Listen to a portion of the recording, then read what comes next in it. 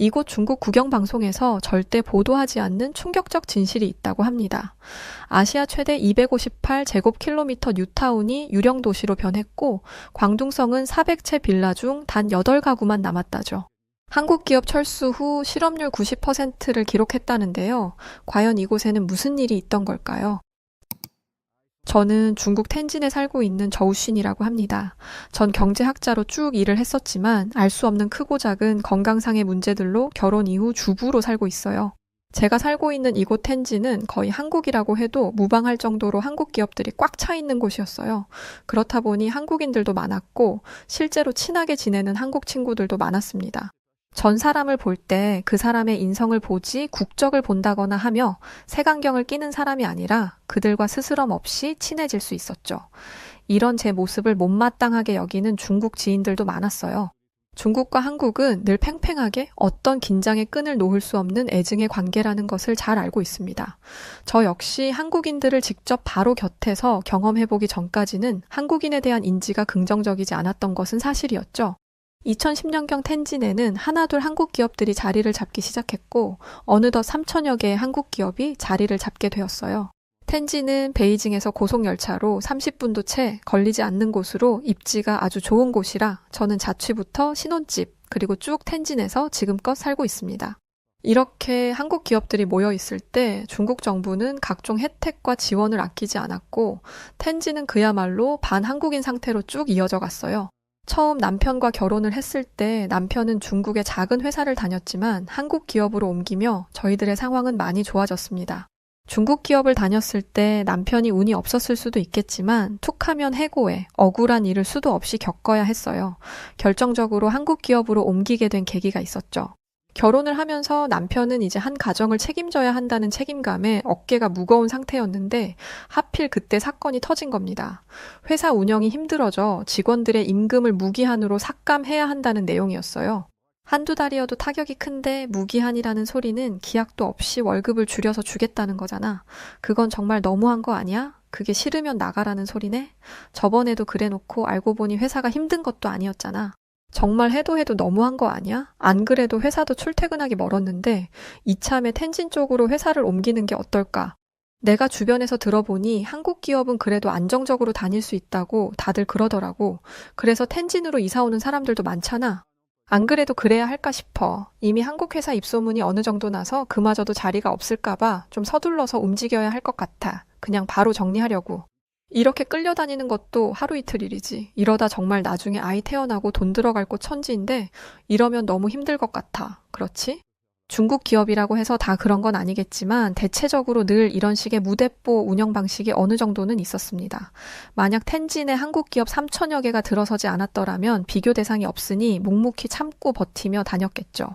그러나 한국 기업에 들어가 일하는 중국인들이 하나둘 생기고 그들의 호평이 줄을 잇고 있으니 제 남편도 이때다 싶어 옮기기로 결정을 했습니다. 외국인이라 해서 한국인들과 차별되는 것도 없었고 대기업이니 상여금이나 보너스 등 돈 문제는 아주 확실하고 깔끔하게 챙겨줬죠. 또 사람을 어느 정도 가려 뽑아서 그런지 직원들의 인성도 아주 좋다며 남편은 한국 기업에서 일하는 것을 아주 만족해 했습니다. 실제로 한국 기업으로 이직을 하고 나서 저희 부부의 생활도 아주 좋아졌어요. 이전보다 더 급여가 높아졌고 남편의 근무 외 시간에 방해받는 일이 없으니 그 시간에는 부부만의 시간을 즐길 수도 있었습니다. 그런데 늘 행복한 것은 아니었어요. 아무래도 한국 기업에서 일하다 보니 한국과 중국 간의 외교적 이슈가 발생할 때면 긴장도가 아주 높아졌죠. 그건 남편의 회사뿐 아니라 제가 사는 텐진의 동네 역시 마찬가지였습니다. 인생은 예상한 대로 흘러가지 않는다고 하지만 평온하게 딱 이렇게만 하루하루가 흘러가 주길 바랬을 뿐인데 예상치도 못한 큰 사건이 터지고 말았죠. 중국의 사드 배치에 대한 보복 조치가 발생한 것입니다. 이는 한중 관계에 큰 파장을 일으킨 중대한 사건이었죠. 한국은 북한의 미사일 위협에 대응하기 위해 미국의 고고도 미사일 방어 시스템인 사드를 배치하기로 결정했습니다. 이 사실을 접한 중국은 이를 강력히 반대하며 다양한 형태의 경제적, 문화적 사드 보복 조치를 즉시 취해버린 것이죠. 이로 인해 양국 간의 정치적 긴장과 경제적 손실은 점점 크게 발생하고 있었으며 국제사회에서도 큰 이슈가 되었습니다. 텐진 내 3천여 개가 넘는 한국 기업들 모두 제대로 영업을 하기도 어려운 상황이었어요. 처음 사드 보복 배치라는 사건을 접했을 때 현지에서는 양측 모두 눈치를 보기 바빴습니다. 한국인도 저희 중국인들도 서로가 서로에게 도움을 주며 살아가고 있다는 것을 너무 잘 알고 있었거든요. 사드 보복 조치같이 국제적인 이슈는 일반 시민들이 접근하여 해결하기엔 무리가 있었습니다. 그러니 흘러가는 상황을 묵묵히 바라볼 수밖에 없었어요. 한국은 한반도 안보를 강화하기 위해 사드 배치를 결정한 것이었고 이해가 됩니다. 미국과의 동맹 관계를 더욱 강화하고 북한의 위협에 대응하기 위한 이 결정은 중국의 강력한 반발을 불러온 겁니다. 전 사실 한국 쪽 입장이 더 이해가 가는 상황이라 왜 중국이 저렇게까지 민감하게 반응하는지 알 길이 없었어요. 평소 문제가 발생한다고 한들 명쾌한 답을 즉각적으로 내주는 정부도 아니기에 답답함에 그저 속이 타들어갔습니다. 그렇게 얼마나 기다렸는지 드디어 중국 정부의 입장이 나왔죠. 한국 사드의 레이더 시스템이 자국의 군사 활동을 감시할 수도 있는 아주 중대한 사안으로 판단되고 있으며 이는 안보 위협으로 간주하고 있고 그에 따른 강력한 대응을 할 것입니다. 정말 예상치도 못한 반응이었습니다. 물론 안보 위협이라 판단을 할 수도 있을 것이고 아무것도 모르는 제가 알 길은 없겠죠. 그렇지만 이건 중국 정부에서 자국민에 대한 배려가 단 하나도 없는 아주 이기적이고 독단적인 공산주의적 행동임이 분명했습니다. 사드 배치 결정 이후 중국은 과감하게 한국에 대해 다양한 경제적 사드 보복 조치 액션을 취하기 시작했어요. 대표적으로 중국 정부는 한국 제품에 대한 수입 규제를 강화했고 한국 기업의 중국 내 사업 활동을 제한하기 시작했습니다. 이게 얼마나 큰 파장을 불러올지 한국 기업에서 일하는 중국인들 그리고 저와 가족들 같이 한국인들과 친밀하게 지내는 저희 텐진 이웃들은 모두 알았어요. 중국은 정말 한다면 하는 곳이라 저희들은 이 사태의 심각성을 곧장 피부로 실감하기 시작했습니다. 한국의 대형 유통업체 롯데는 중국 내에서 영업정지 명령을 받았고 너무 충격적이었죠. 이것을 시작으로 한국산 화장품, 전자기기는 통관 절차가 지연되는 등 굉장히 큰 어려움을 겪기 시작했습니다. 한마디로 한국이라는 글자가 붙은 것이라면 뭐든 맞고 보기 시작했어요. 중국 내에서 한국 관광상품 판매까지 중단이 되었고 한국으로의 단체 관광객 송출이 급감하는 등 관광 산업에도 큰 타격을 입히기 시작했죠. 심지어 경제적 보복에 그치지 않고 중국은 한국 문화 콘텐츠에 대한 규제도 건드리기 시작했습니다. 한국 드라마와 음악, 영화 등의 수입을 제한시켰고 한국 연예인의 중국 활동도 크게 제한을 시켜버렸죠. 이는 한류 열풍으로 중국인들의 마음을 사로잡고 있던 찰나에 한순간 문화적 교류까지 끊어버린 것입니다. 오죽하면 이런 중국의 보복 조치를 보고 북한에서 넘어온 탈북민 지인은 이런 말을 했죠. 내가 목숨 걸고 넘어와 여기서도 이렇게 숨어 살고 있지만 아직도 북한에서 사는 것 같네요. 북한도 중국도 한국 망가뜨리려고 안간힘을 쓰는 걸 보면 한국이 대단하긴 한가 보네요. 이 말을 듣고 보니 정말 북한과 이 중국이 다를 게 하나도 없다는 생각이 들었어요. 이렇게 막무가내로 한국과의 모든 교류를 단번에 끊어내면 당장 어떻게 살라는 것인지 막막했습니다. 아니나 다를까 중국 정부의 행패는 당장 자국민들의 생계 타격으로 이어지기 시작했어요. 평소 텐진거리를 거닐면 한국 기업들에는 늘 사람들이 많았고 서로 웃으며 대화도 나누곤 했지만 서로 알 수 없는 팽팽한 긴장감만이 맴돌고 있었습니다. 그중 친하게 지내던 한국인 지인에게 용기 내 연락을 해보니 이런 말을 하더군요. 가게 폐업 준비 중이에요. 중국 정부에서 한국 기업들 다 나가라고 선포를 하고 압박을 넣어서 버틸 수가 없네요. 이게 이렇게까지 타격을 받을 줄은 몰랐어요. 여기서 어렵게 자리 잡고 이제야 빛을 보고 있었는데 참 힘드네요. 그나저나 남편분 쪽은 괜찮으신 거예요? 지금 한국 관련된 기업이면 다 박살내고 보던데 저우친도 걱정이네요. 그런데 지금 이렇게 한국 기업 다 내보내는 거 중국 입장에서 진짜 큰 타격일 텐데 왜 저렇게까지 미련한 짓을 하는지 전 이해할 수가 없네요. 저도 마찬가지예요. 당장 우리 텐진만 해도 한국 기업들이 꽉 주름 잡고 있잖아요. 그런 기업들 다 보내고 나면 어쩌려는 건지 모르겠어요. 남편 쪽도 시끌시끌해서 어떻게 해야 할지를 모르겠네요. 단발성도 아니고 이 조치가 꽤 오래도록 흘러갈 것 같은데 참 큰일이네요. 여러모로 제가 대신 죄송해요. 한국인들과 잘 지냈지만 정말 면목이 없어서 얼굴을 들 수가 없었습니다. 전 재산을 끌어다 가게를 차린 사람들이 대부분인데 그들은 한순간에 정부 압박 때문에 모든 걸 놓고 떠나야만 했죠. 그런데 중국인인 제가 얼마나 미울까요? 제가 하는 모든 말들이 정확히 위로로 들리지 않을 거라는 것을 알았기에 저는 그저 제 진심만을 전할 뿐 말을 아꼈습니다. 그렇게 정말 한순간에 한국인 지인들은 다 떠났고 텐진은 처참했어요. 한국의 삼성전자는 스마트폰과 TV 공장 가동을 중단하고 LG전자도 생산 법인을 폐쇄하기 시작했습니다. 한국 중견 가전업체라는 위니아도 텐진 내 냉장고 및 전자레인지 생산 공장을 모두 매각해버렸죠. 이렇게 한국 기업들이 하나둘 크고 작게 다 빠지고 떠나갔습니다. 더 황당한 것은 이렇게 한국 기업을 다 내보내놓고 중국 정부에서는 다른 계획이 있었다는 사실이었죠. 텐진 인근에 아시아 최대의 뉴타운을 계획 중이었고 그건 정부의 계획과는 다른 방향의 결과를 맞이했습니다. 실제 중국 유튜버는 이 내용을 지적하여 이슈가 되었어요. 258제곱킬로미터의 계획 면적을 가진 징진 신도시 프로젝트는 한때 아시아 최대 규모의 빌라와 고층 건물 단지로 각광받았습니다. 하지만 지금은 3,000채가 넘는 빌라와 수백 채의 사무실 및 아파트 건물이 있는 중국의 최신 유령 도시가 되었는데요. 베이징에서 차로 1시간 거리에 있는 텐진의 징지 고속도로 출구 옆 중국과 유럽 스타일이 결합된 아치형 도로가 징진시를 맞이합니다. 파리의 개선문에서 이름을 딴 승리의 문으로 상당한 기대가 있었죠. 온천, 리조트, 골프장, 오락시설, 박물관, 사원, 2개의 대학 등 방대한 땅이 버려져 있습니다. 과연 중국 정부는 이 사태를 어떻게 해결할 것인지 귀추가 주목되고 있는 가운데 사드 보복 조치 이후 한국 기업이 대거 이탈하며 생긴 영향이 아니라고 하지만 배제할 수 없는 상황이라 보여집니다. 뉴타운 설립에 매진하고 있던 정부였지만 텐진을 이렇게만 폐허 도시로 만들고 더 방대한 도시가 잘 될 리가 없었죠. 역시나 그것도 피해자는 주민이었어요. 실제 지역 주민은 자신이 사는 지역에는 거의 400개의 빌라가 있지만 가을과 겨울에는 겨우 8에서 10가구만 거주한다고 밝혔죠. 봄과 여름에는 상황이 나아지지만 20가구 이상은 거주하지 않는다고 말했습니다. 텐진 바오디구 정부는 홍콩 부동산 개발업체 홉슨 개발과 함께 야심차게 준비한 프로젝트입니다. 그러나 기대와는 달리 인구가 드물고 거리가 황량하며 으스스한 적막감이 감도는 유령 도시로 남아 있습니다. 사태의 심각성은 곧장 저희 부부의 생활로 이어져 갔어요. 결국 남편이 다니던 회사까지도 정부의 압박을 이기지 못해 한순간에 사라지고 말았고 남편은 직장을 잃었습니다. 남편은 본인 스스로를 자책하기 시작했어요. 한국, 중국을 떠나서 이건 내 개인적인 문제인 것 같아. 내가 얼마나 재수가 없는 사람이면 다니는 회사를 족족 말아먹고 이런 결과를 내는 건지 모르겠어. 난 이제 도대체 어디서 일을 해야 할지도 모르겠고 정말 막막한데 어쩌지? 그래도 한국 회사 들어가서 상여금도 받고 안정적으로 다닐 수 있어서 마음이 참 편했는데 어떻게 이런 외교적 문제가 발생할 수가 있어?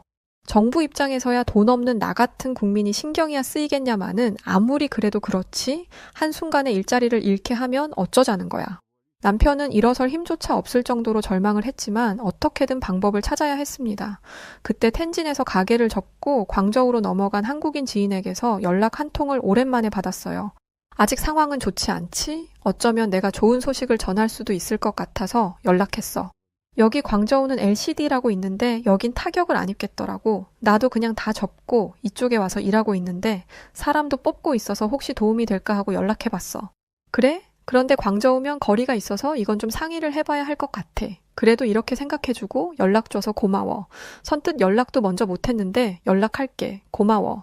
한국인 지인에게서 들은 소식은 분명 좋은 소식이지만 다소 걱정이 되긴 했습니다. 광저우까지 거리가 가까운 것도 아니었고 아예 이사를 가야 했기에 쉬운 결정은 아니었어요. 그렇다고 남편 홀로 먼저 보내기도 그렇고 참 고민스러웠습니다. 그냥 중국 회사에 들어가서 일을 했으면 좋겠지만 남편은 이미 자국민들과 일하면서 많이 힘들어봤고 한국인들과 섞여서 일하는 게 너무 좋다고 했죠. 찬밥 더운 밥 가릴 처지가 아닌 걸 알지만 확고하게 말하는 남편에게 강요할 수가 없었습니다. 그래서 전 남편에게 지인의 정보를 알려줬고 의외의 대답을 했죠. 딱 1달 정도 내가 먼저 가서 일을 해보고 이사를 할지 말지 결정해보자.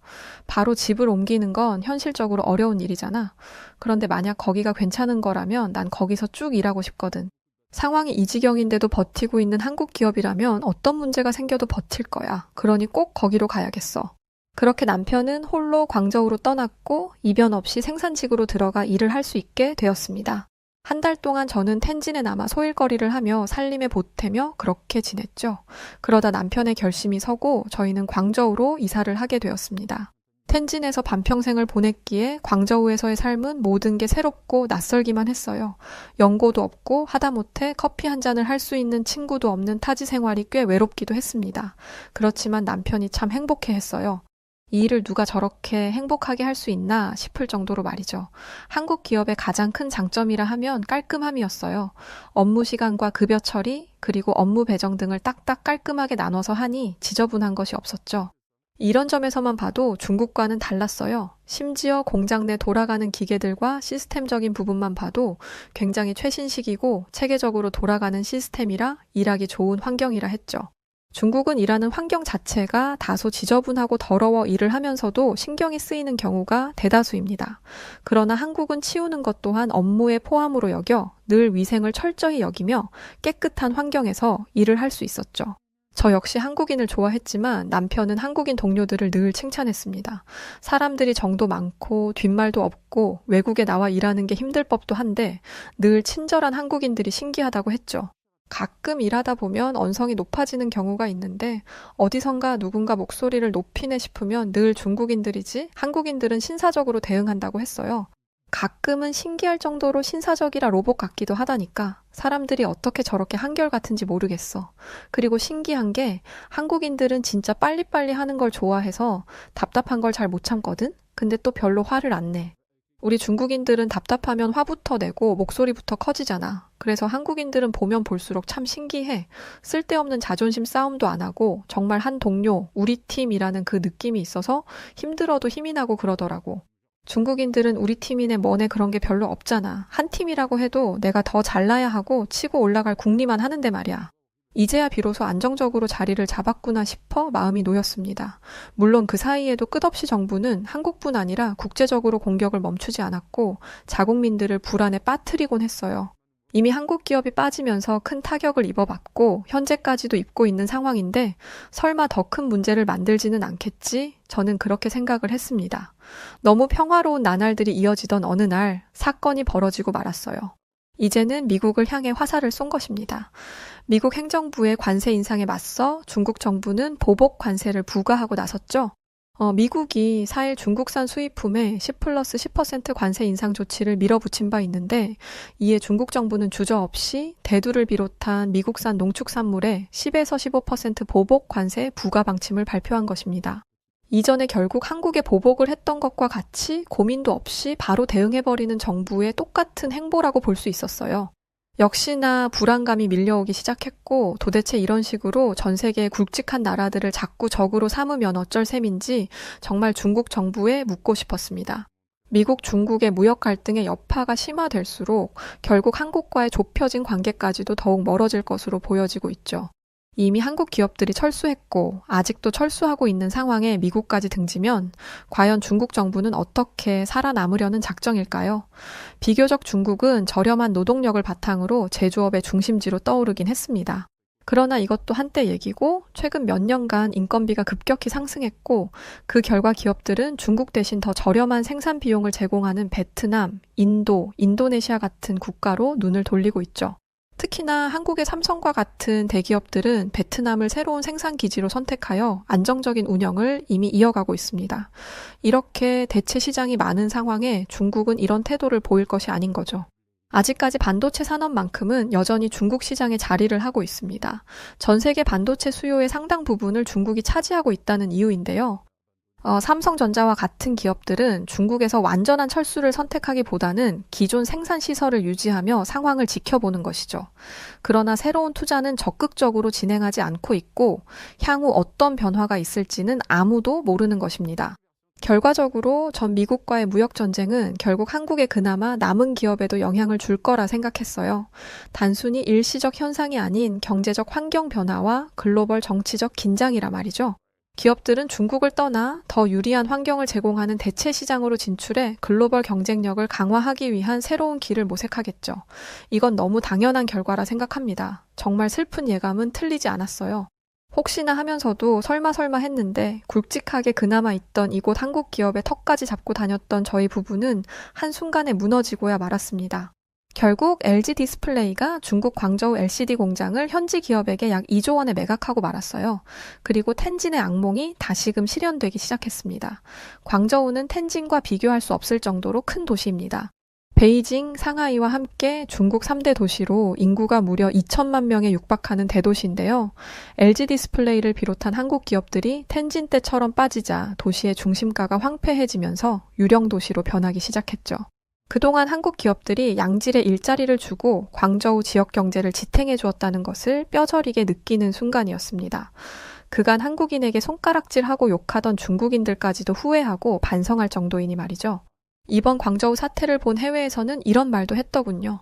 중국 경제에 크게 기여한 게 한국인데 사드 보복으로 한국 기업을 다 쫓아내다니 한국은 중국이 문을 열었을 때 가장 먼저 중국에 진출해준 곳인데 은혜를 모르네요.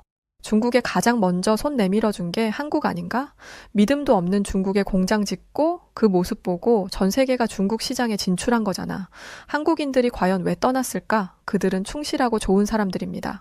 텐진 때와는 비교가 안 될 수준으로 광저우의 처참함과 중국 정부의 무능함은 세계적으로 비판받기 시작했습니다. 한 유튜브 채널에서는 한국 기업이 떠난 후 처참해진 광저우의 실체에 대한 영상을 현실적으로 촬영해서 올렸고 그 모습에 모두가 충격을 받았죠. 그러나 살고 있는 제가 봤을 때 전혀 자극적이지 않은 사실만이 담긴 영상이었고 올린 사람은 중국인이었어요. 광저우는 예전의 모습이 없고 이제 더는 버틸 수가 없어요. 이곳에 많은 사람들이 일자리는커녕 끼니조차 해결하지 못하고 있습니다. 현재 광저우의 도시 빈민촌에서는 주민 90%가 소득이 전혀 없어 그들은 신용카드에 의지해서 살거나 대출을 받지만 이 또한 갚지를 못합니다. 심지어 광저우의 사업주들은 블랙리스트에 오르고 직원들에게 고소당하고 공급업체로부터 지불을 요구받으며 체납자로 낙인 찍히고 있습니다. 상태는 아주 심각했죠. 전자상거래 회사로 가득했던 고층 빌딩 전체가 텅 비어 있고 길거리 상점들은 문을 닫았죠. 주말과 휴일 인파로 북적이던 거리에는 아예 텅 비어 인파도 없습니다. 베이징 로드와 보행자 거리로 몰려들던 방문객들은 이제 예전의 활기찬 거리와는 극명한 대조를 이루는 적막함을 맞이하고 있죠. 이제 광저우에 남은 것은 단 하나도 없습니다. 다른 선택지가 없으니 모두가 고향으로 급히 돌아가거나 외국으로 나가 일자리를 찾기 시작했죠. 이어 광둥성의 5G 휴대폰 및 가전제품과 같은 제품으로 한때 세계 시장을 주도했습니다. 하지만 2024년 광둥성의 경제 성장률은 크게 둔화되었죠. 1분기 소매 판매액은 전년 동기 대비 0.7% 증가한 3조 5천억 위안에 달했고 이는 상반기에 1.2% 성장률보다 낮을 뿐 아니라 전국 평균 성장률 3.3%에 미치지 못했습니다. 이 수치는 광둥성의 경제 침체가 예상보다 빠르다는 것을 보여주는 것이죠. 경기 침체는 세계적 경제 불확실성, 수출 및 투자 감소, 국내 경제 구조 조정의 어려움에 기인하는 것입니다. 많은 제조기업이 성공적으로 전환하지 못하고 국제시장 장벽과 공급망 중단에 직면해 있는 것이죠. 이런 경기 침체에 대처하기 위한 지역정책 조치도 기대에 미치지 못하고 있습니다. 결국 텐진 광저우에 이어 광둥성까지 중국은 현재 숨기려 하지만 이미 수면 위에 드러나고 있는 것들만 언뜻 봐도 심각한 경제 위기가 왔음을 인정해야 할 것입니다. 제가 건강에 문제만 없다면 남편의 부담감을 덜어줄 수 있었을 텐데 저렇게 한국 기업에 목을 매달지 않았을 텐데 하는 여러 생각이 들었어요. 할 수 있는 게 고작 집에서 경제 흐름이나 읽는 것, 돌아가는 상황 보는 것이라 답답했습니다. 결국 매각당하고 남편은 또다시 절망에 빠질 줄 알았지만 의외의 모습과 결단에 깜짝 놀랐어요. 중국에서 일자리 구하는 게 더 어렵다는 건 당신이 경제 읽을 줄 아니까 잘 알 거라 생각하고 길게 말 안 할게. 한국 가서 일하자. 한 살이라도 젊을 때 우리 애기 낳기 전에 한국 가서 자리 잡고 그냥 그렇게 살자. 한국 회사에서 일하면서 내내 고민했던 일인데 동료들도 이미 간 사람들도 있고 준비 중인 사람들도 있고 가면 도움받아서 바로 일할 수 있어. 이렇게 갑자기 한국을 가자고? 한국이 무슨 옆집도 아니고 너무 충동적으로 결정하는 거 아니야? 아무리 지금 상황이 좋지 않다고 해도 연고도 없는 곳에서 우리가 어떻게 자리 잡고 애를 낳고 살아. 그래도 아무리 밉고 싫어도 자국에서 터 잡는 게 좋지 않을까?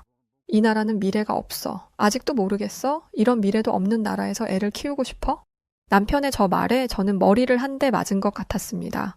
솔직히 중국이 경제적으로 정말 부끄러울 정도로 감정적인 대응을 한다는 것은 알지만 또 늘 실패를 하고 있고 이제는 하다 나라 전체를 폐허로 만들고 있지만요. 그래도 자국인이 이곳에서 사는 게 맞다고 저는 늘 그렇게 생각했습니다. 그런데 적어도 앞으로 태어날 제 아이는 이런 곳에서 살게 하고 싶지는 않더라고요. 제가 용기를 내면 제 아이만큼은 한국인들의 좋은 인성을 닮으며 더 넓고 깨어난 사고를 지닌 아이로 성장할 수 있지 않을까 싶었습니다. 결코 쉬운 결정은 아니었지만 이미 남편의 동료들이 먼저 가서 일을 하고 있기도 했고 함께 넘어가는 동료들도 있어서 가는 것에는 크게 어려움이 없었어요. 그나마 다행인 건 그들의 아내들과 친구가 될 수 있었습니다. 저처럼 주부로 사는 사람들도 있었고 부부가 함께 일하는 경우도 있었죠. 회사 근처 아파트에 모여 살며 처음에는 저희들끼리 지냈지만 역시 사교성 좋은 한국인들은 먼저 다가와 줬습니다. 회사 부부 동반 모임에 참석하면서 한국인 친구들이 하나둘 생기기 시작했고 이제는 국적 불문하고 모두가 잘 지내고 있어요. 사실 남편이 한국으로 가자고 했을 때 저는 이런 생각을 했습니다. 만약에라도 남편이 이번에도 회사가 잘못되면 그냥 제가 나서서 일을 하려고 했어요. 한국에서 중국어를 가르치든 하다못해 공장에 나가서 일을 하든 제가 하던 경제 관련 일을 하든 말이죠. 그렇게 뭐라도 해보면 어떻게든 우리 가족 먹고 살 수 있을 거라고 생각했거든요. 그런데 막상 와보니 한국은 외국인에 대한 정부 혜택과 지원이 꽤 많았습니다. 일자리를 잡을 수 있도록 지원도 해주고 주거지 지원과 아이 출산에 대한 지원 등 한국이라는 나라에 한 가족이 와서 자리를 잡고 살 수 있도록 안전한 울타리를 나라에서 해주는 느낌이 들었죠. 결과적으로 전 한국으로 온 지금이 너무 좋습니다. 가끔은 중국에 있는 가족들이 한국이 뭐가 좋냐며 날카롭게 물어보기도 해요. 아직도 중국은 한국을 싫어하는 사람과 저처럼 한국을 이해하는 쪽 이렇게 아주 대립된 입장으로 나뉘거든요. 그게 가족이라고 해도 말입니다. 그럼 전 가족들에게 그럽니다. 적어도 한국에서는 한순간에 나라 때문에 망할 수도 있다는 그런 불안감은 없어. 오늘 자고 일어났는데 내일 정부에서 사고를 쳐서 한순간에 폐허가 된다거나 유령 도시가 있다거나 절대 그럴 일은 없다고. 자국민뿐 아니라 외국인도 보호하는 게 한국인데 당연히 중국에 있을 때보다 속 편하고 좋지. 물론 가끔은 중국이 그리울 때도 있지만 저는 결코 돌아갈 생각은 없어요. 미국, 중국, 동남아, 일본에서 한국으로 지금까지도 이민을 많이 오는데 전 그들이 왜 그런 선택을 하는지 너무 이해가 갑니다. 중국은 지금까지도 폐허된 도시를 방치하고 쉬쉬하며 숨기기 바쁘지만 자국민들이 실체를 까발리고 있고 그걸 정부는 막는 싸움이 지속되고 있습니다. 그런데 과연 그걸 어디까지 막을 수 있을까요? 한국뿐 아니라 글로벌 기업들과 거대한 자본이 빠른 속도로 빠져나가고 있는 지금 이 상황을 누군가 이렇게 한마디로 정리했더군요. 세상을 괴롭히는 사람에 대한 업보의 보복 그 자체라고 말입니다. 난데없이 바지를 내리더니 대로변에서 똥을 싸대는 중국인 관광객들 때문에 멘붕에 빠진 태국 여자가 있습니다. 그런데 이런 일은 그저 시작일 뿐이었고 요즘 태국은 중국인들로 인해 그야말로 똥밭이 되었다고 하는데요. 한때 한국 관광객들로 북적이던 태국이 어쩌다 이런 무법천지가 되어버린 것인지 그 충격적인 사연을 이야기해 드릴게요. 안녕하세요. 저는 태국의 카오산로드 야시장에서 코끼리 바지를 팔고 있는 30대 여자 야팁이라고 합니다. 제 꿈은 방콕에서 제일 큰 백화점 센트럴 월드에 제 가게를 여는 거예요. 야팁의 엘리트 부티크라고 가게 이름도 미리 정해놨죠. 센트럴 월드에 입점만 하면 저는 태국 귀족인 하이소 같은 생활을 할 수 있을 거예요. 매일 명품을 걸치고 최고급 샴페인을 마시는 거죠. 실제로 제 가게에는 매일같이 한국인 관광객들이 몰려들었고 그들이 쏟아붓는 돈으로 인해 제 통장은 날로 불어났어요. 제 꿈은 곧 이루어질 것만 같았죠. 그러던 어느 날 오후 제 꿈은 한순간에 모래성처럼 무너져 내렸어요. 그날 제게 일어난 그 저주받을 사건에 대해 지금 바로 말씀드릴게요. 그날도 저는 제 가게를 크게 키우기 위해 정말 열심히 일하고 있었어요. 특히 한국 관광객들에게는 좀 더 신경을 썼죠. 그들은 제 일주일치 식비에 해당하는 돈을 그냥 팁으로 턱턱 주고 가곤 하니까요. 그런데 사실 저는 한국 관광객들을 볼 때마다 감사함과 함께 묘한 열등감을 느끼곤 했어요. 예쁜 얼굴에 매끈한 피부, 세련된 옷차림을 하고 와서는 마음껏 돈을 쓰고 다니는 모습이 정말로 눈에 거슬렸거든요. 대체 한국인들은 무슨 복이 저렇게 많아서 얼굴도 예쁘고 돈도 많은 거야. 저는 땡볕에서 장사를 하느라 피부는 시커멓게 그을렸고 땀에 젖은 싸구려 옷만 입고 다니는데 한국인들은 태국에서 왕족 같은 대우를 받는 모습을 보니 배가 아파 견딜 수가 없었죠. 그럴 때마다 저는 빨리 돈을 벌어서 센트럴 월드에 들어가겠다는 의지를 불태웠어요. 그날을 위해 저는 애써 한국에 대한 열등감을 털어버리고 다시 장사에 집중했죠. 그런데 한국의 여자 아이돌 멤버가 태국 야시장에서 쇼핑을 한 뒤 상황이 이상하게 돌아가기 시작했어요. 그 아이돌은 한 작은 옷가게에서 흰 원피스를 하나 샀는데 그날 이후 그 가게는 말 그대로 대박이 터졌어요. 사람들은 그 아이돌이 산 것과 똑같은 원피스를 사기 위해 그 가게로 몰려들었죠. 어느 순간 태국의 젊은 여자 대부분이 흰 원피스를 입고 다니더군요. 반대로 알록달록한 코끼리 바지를 파는 제 가게에는 손님들이 눈에 띄게 줄어들기 시작했죠. 어떤 날은 코끼리 바지를 한 장도 팔지 못하기도 했어요. 저는 속으로 울분을 토했죠. 도대체 한국이 뭔데 태국에서 이렇게 큰 영향력을 발휘하는 거야? 한국 여자 아이돌이 옷 하나 샀다고 온 나라가 따라하고 난리라니 정말 짜증나서 못 살겠네. 한국은 태국보다 크기도 작고 인구도 훨씬 적은데 대체 태국이 뭐가 아쉬워서 한국에게 이렇게 휘둘려야 하는 것인지 도무지 이해가 안 됐어요. 게다가 한국은 6.25 전쟁 때 우리 태국의 도움을 받기도 한 힘없고 불쌍한 나라였잖아요. 실제로 제 할아버지가 그 전쟁에 참전하셨었고요. 할아버지는 늘 이렇게 말씀하셨죠. 우리 모두가 한국을 살리기 위해 애썼다. 그때 한국 군인들을 포함한 각 나라에 참전했던 군인들이 아니었으면 한국은 지금쯤 존재하지도 않았을 거다. 한국 전쟁은 끔찍한 비극이었다. 할아버지는 태국이 미국에 이어 두 번째로 빠르게 한국의 파병을 결정했다며 우리 군은 그 전쟁에서 129명이 전사하고 1139명이 부상을 당하는 엄청난 희생을 치렀다고 하셨어요. 이런 이야기를 들으면서 자랐기 때문에 저는 한국이 지금처럼 잘 나가는 국가가 된 것이 너무 짜증났어요. 우리의 도움이나 받던 나라가 어떻게 우리보다 더 잘 먹고 잘 살게 된 것인지 진짜 생각할수록 어이가 없고 억울했죠. 하지만 현실은 현실이니까요. 저는 하루 빨리 돈을 많이 벌어서 한국인처럼 부자가 되는 날만을 기다렸죠. 그러던 어느 날 저는 믿기지 않는 소식을 듣게 되었어요. 그건 바로 한국에 갔던 수십 명의 태국인들이 아무 이유 없이 입국이 거부당했다는 거였죠. 그들은 긴 시간 대기만 하다가 결국 다시 태국으로 돌려보내졌다고 했어요. 그 순간 제 머릿속은 하얗게 변해버렸고 가슴속에서는 충격과 분노가 치밀어 올랐죠. 대체 우리가 무슨 잘못을 했다고 이런 굴욕을 당해야 하는 거지? 태국군의 도움을 받고 겨우 살아남은 국가 주제에 감히 은혜를 원수로 갚아? 제가 이런 생각을 하고 있을 때 옆 가게 주인인 수키 씨 제 가게에 찾아왔어요. 소식 들었어? 한국이 우리 태국 사람들을 그냥 쫓아냈대. 아무 이유도 없이 말이야. 이건 진짜 말도 안 돼. 어떻게든 한국인들 버릇을 고쳐줘야지 안 되겠어. 저는 수킷의 말에 강력하게 동의했고 그날 저녁 태국의 외교부 장관도 한국의 부당한 처사에 대해 강하게 항의한다고 말했죠. 그날 이후 태국인들 사이에서는 밴 코리아 운동이 시작됐어요. 거리에는 우리는 오만방자한 한국을 거부한다. 한국 제품은 절대 사주지 말자라는 문구가 적힌 플래카드들이 걸렸고 SNS에서도 태국의 자존심을 지키자라는 글이 도배되었죠. 저는 그런 글을 볼 때마다 좋아요를 누르며 밴 코리아 운동에 동참했어요. 그런데 시간이 지나면서 한국인들이 이 밴 코리아 운동에 대해 불쾌해한다는 이야기가 들려왔어요. 한국 언론에서는 태국을 비난하는 목소리가 커졌고 일부 한국 네티즌들은 태국 여행을 보이콧하겠다는 반응을 보이기도 했죠.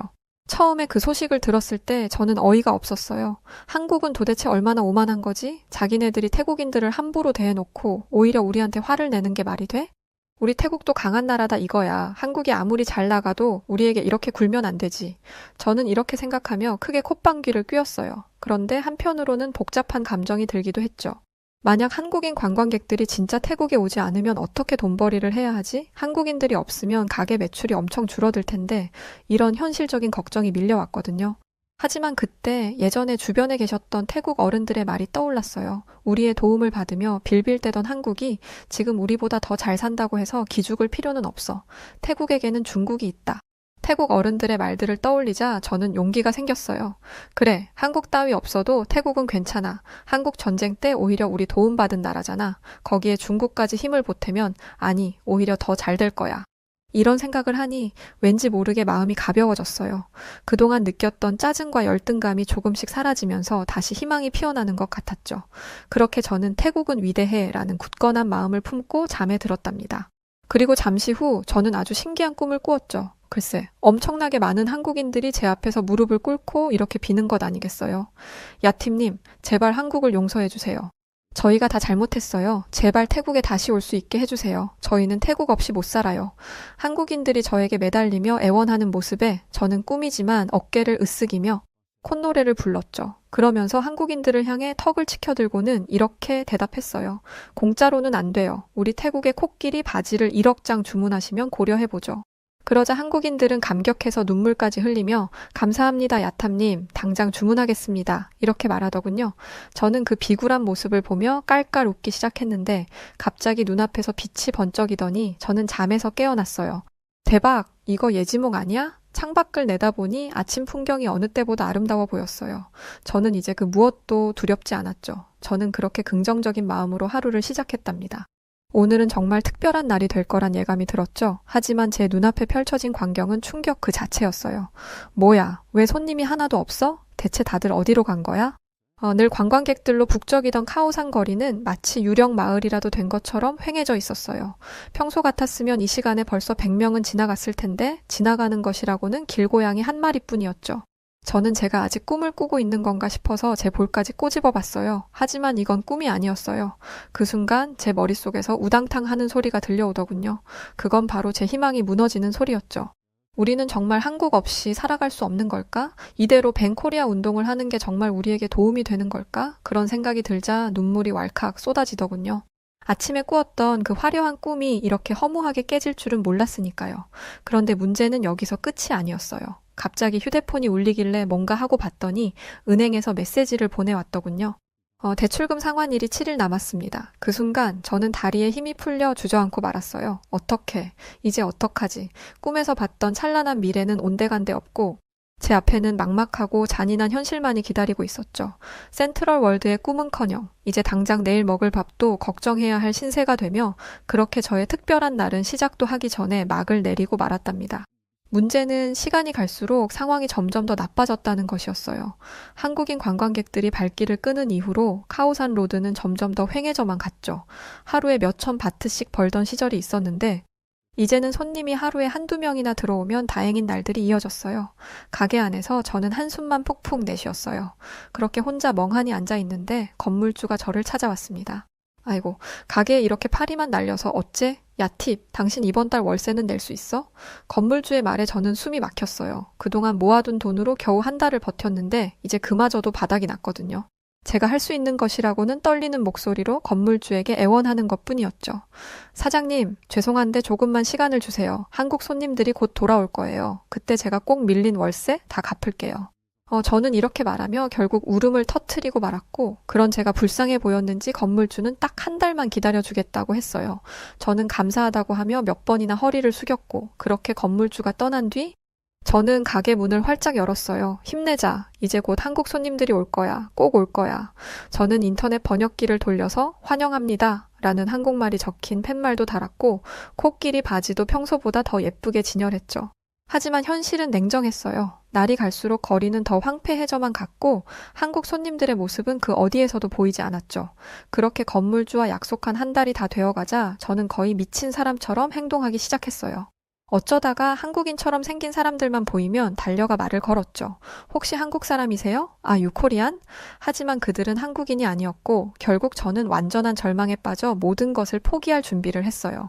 그때 저는 가게 안에 쌓인 먼지를 닦을 힘조차 없었고 그저 멍하니 앉아 텅 빈 카오산 로드를 바라볼 뿐이었죠. 그러던 어느 날 기적이 일어났습니다. 역시 우리 태국 정부가 국민들의 어려움을 그냥 보고만 있지 않았던 거예요. 태국 정부는 한국인 필요 없다. 앞으로 중국 관광객 유치에 온 힘을 쏟겠다며 발표했던 거죠.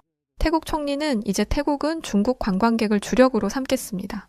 중국인들이야말로 진정한 큰손입니다. 라고 발표했고 뉴스에서는 중국 관광객만 있으면 우리 경제는 문제 없다는 말이 반복됐어요.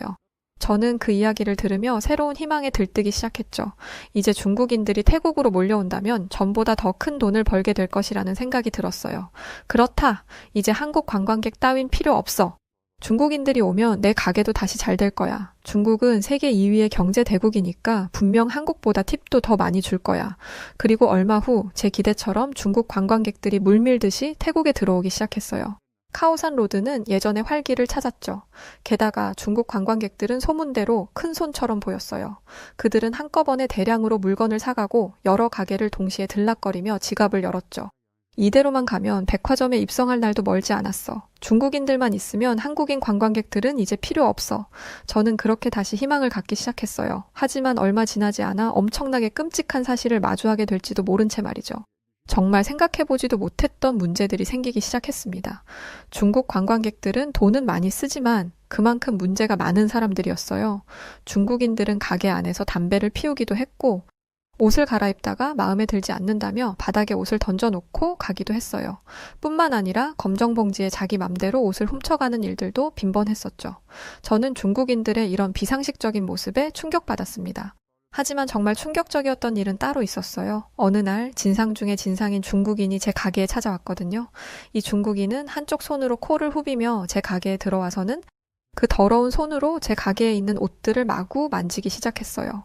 저는 어떻게든 이 중국인을 말려보려 했지만 그는 제 말은 들은 척도 하지 않았죠. 그러더니 갑자기 옷을 반값으로 깎아달라는 말도 안 되는 요구를 했어요. 저는 당연히 그럴 수 없다고 했죠. 그러자 이 중국인은 자기가 원하는 값으로 옷을 내놓으라며 소리를 치며 진상짓을 하기 시작했어요. 에이, 이거 다 싸구려잖아. 공짜로 줘도 안 입을 옷을 내가 큰 마음 먹고 반값이나 주겠다는데 왜 이렇게 말이 많아? 저는 당장이라도 머리가 빠개질 것 같은 스트레스를 느끼며 계속 이러실 거면 그냥 나가달라고 말했죠.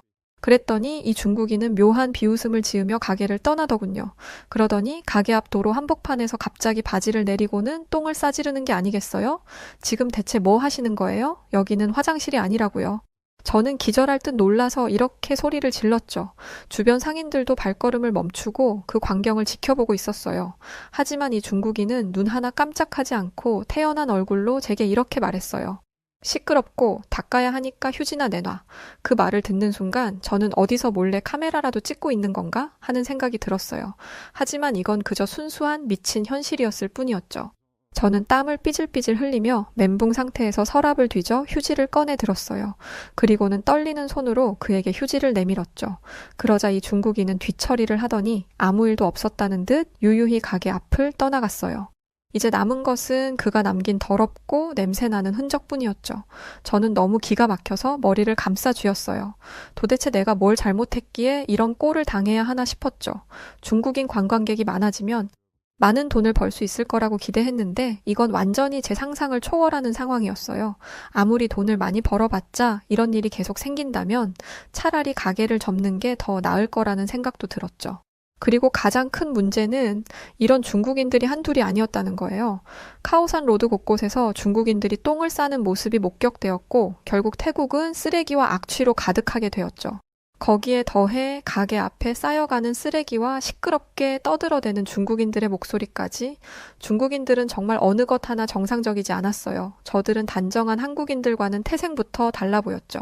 한국 관광객들은 코끼리 바지 하나 사면서도 웃으며 감사합니다 라고 정중하게 인사를 했고 몇백 바트씩 팁을 주곤 했는데 한국인들이 얼마나 예의 바르고 소중한 손님이었는지 그때 저는 몰랐던 거예요. 저는 이제 와 뒤늦게 한국인 손님들의 소중함을 깨달으며 후회의 눈물을 흘렸답니다. 그렇게 절망에 빠져 지내던 어느 날이었어요. 저는 그날도 가게 앞에서 한숨을 쉬고 있었는데 옆 가게 주인 수키 씨 그늘진 얼굴을 해서는 다가오더군요. 저는 수키 씨에게 왜 그러냐고 또 중국 관광객이 진상짓이라도 한 거냐고 물었죠. 그러자 수키 씨는 착 가라앉은 목소리로 이렇게 말했어요. 야팁. 내가 방금 엄청난 이야기를 들었는데 우리는 그동안 한국이 태국인들을 차별한다고 생각했잖아? 그런데 사실은 그게 아니래. 알고 봤더니 우리 태국인들이 한국에 가서 불법 체류를 하고 범죄까지 저질렀나 봐. 그래서 한국이 태국인들을 입국 금지시켰던 거래. 수킷의 말에 저는 누군가 제 머리를 세게 때린 것 같은 충격을 느꼈어요. 지금까지 저는 한국이 태국인을 차별하고 있다는 생각에 분노했고 그래서 벤코리아 운동에도 동참했던 것인데 사실은 우리 태국인들이 한국에 진상짓을 했던 것이었다니 견딜 수 없는 후회와 자책감이 밀려들었죠. 아무것도 모르고 한국 욕을 했던 제 자신이 너무 부끄러웠고요. 그런데 제 부끄러움은 여기서 끝이 아니었답니다.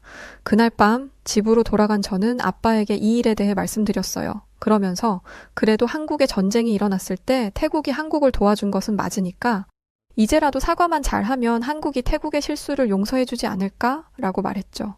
한국 전쟁 때 태국군이 큰 희생을 감내하며 한국을 도왔고 그로 인해 한국이 지금의 번영을 누리게 된 것은 부정할 수 없는 사실이었으니까요. 그때 아빠의 입에서는 충격적인 말이 나오기 시작했죠. 야, 팁. 놀라지 말고 들으렴. 우리 태국이 한국 전쟁에 참전한 이유는 순수하게 한국을 돕기 위해서가 아니었어. 사실 그때 태국은 제2차 세계대전에서 나치 독일과 일본 편에 섰던 나라였고, 그로 인해 국제사회에서 엄청난 비난을 받고 있었지.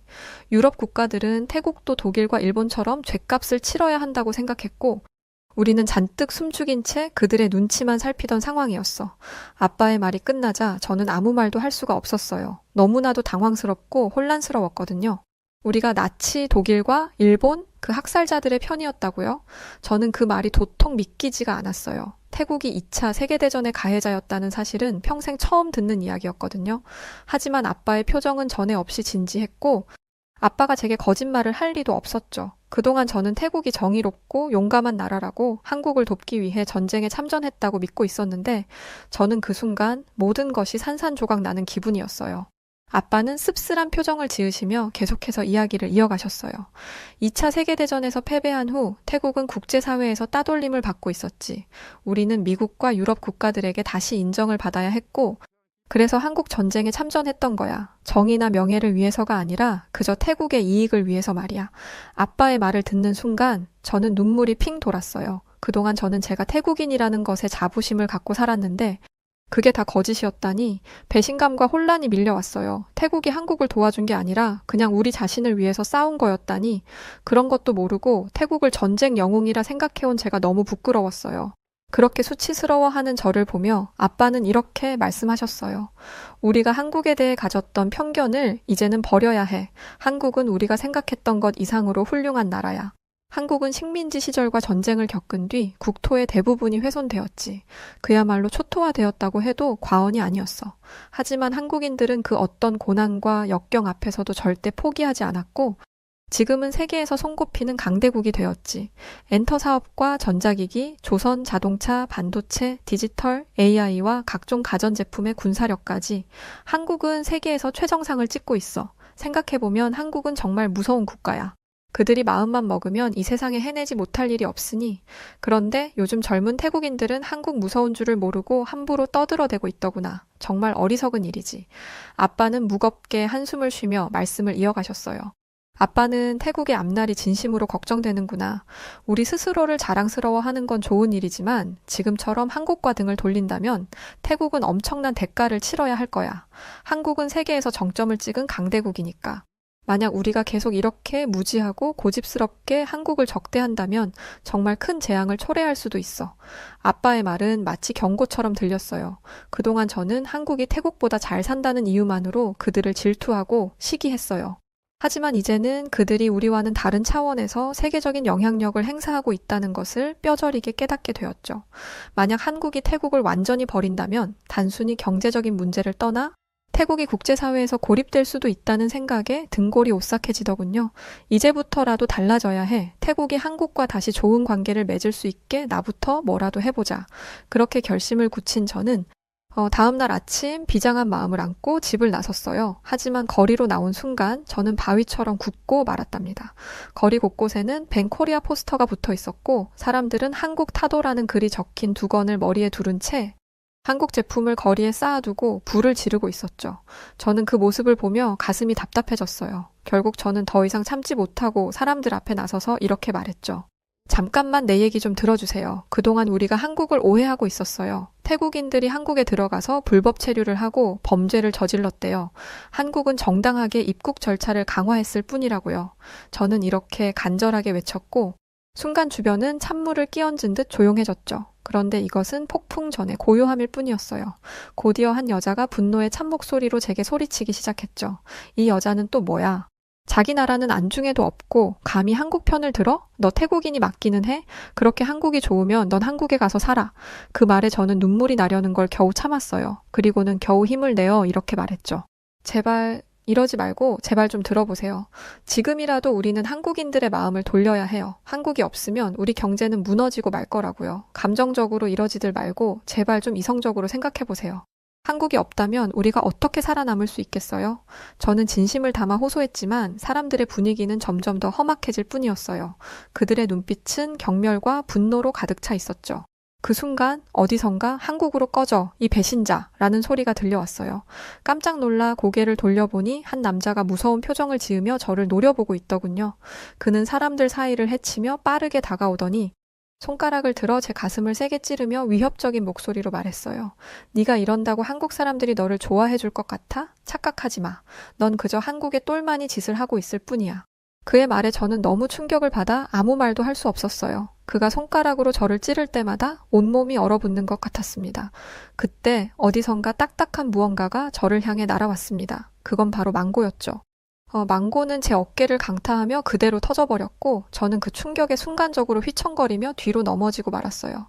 어떻게 태국인이 이럴 수 있어? 한국의 나라를 팔아먹으려고 그러는 거냐고.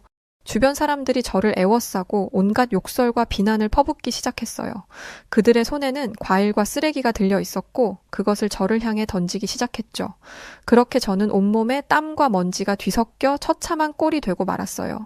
다행히 그 순간 근처를 지나가던 사람들이 경찰을 불러주었고 경찰들이 현장에 도착하고 난 뒤에야 저는 겨우 그곳을 벗어날 수 있었답니다. 그날 밤 저는 침대에 몸을 누인 채 온몸이 욱신거리는 통증을 느끼며 오늘 있었던 일들을 되새겨보았어요. 사람들은 마치 광신도라도 된 것처럼 태국은 위대한 나라라고 믿으며 한국은 철저히 적으로 여기고 있었죠.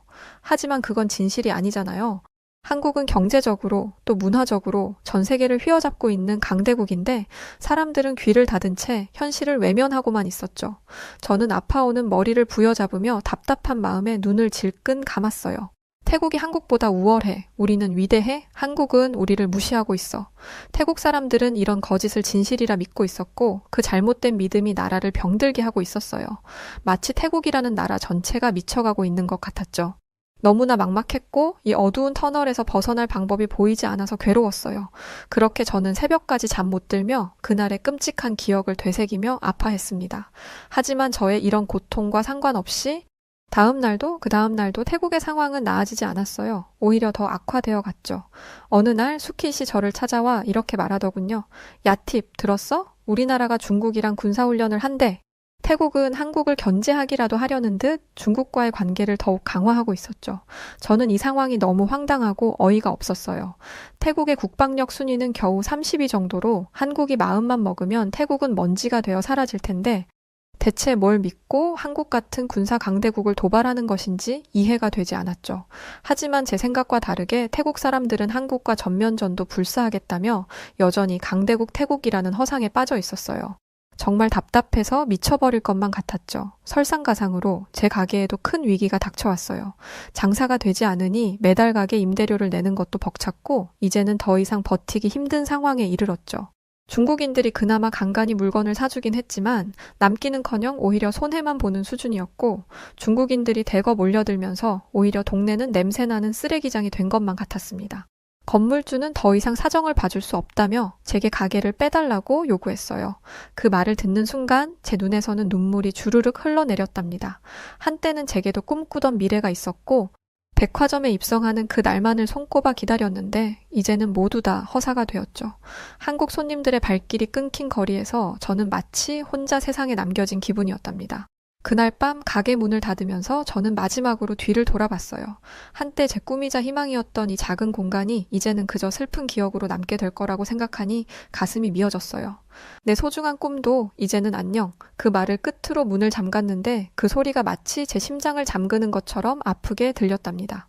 처음에 벤 코리아 운동이 일어났을 때 그때 사람들을 말렸다면 조금은 달라졌을까? 주변의 분위기에 휩쓸려 어리석은 행동을 했던 과거의 제가 너무 원망스러웠어요. 하지만 이제는 모든 것이 너무 늦어버렸죠. 이제 와서 제가 할 수 있는 일은 한국인 여러분께 진심으로 사과하는 일 뿐인 것 같아요. 여러분께서 제 이야기를 들어주실지 모르겠지만 그래도 간절한 마음을 담아 이렇게 사연을 보내봅니다.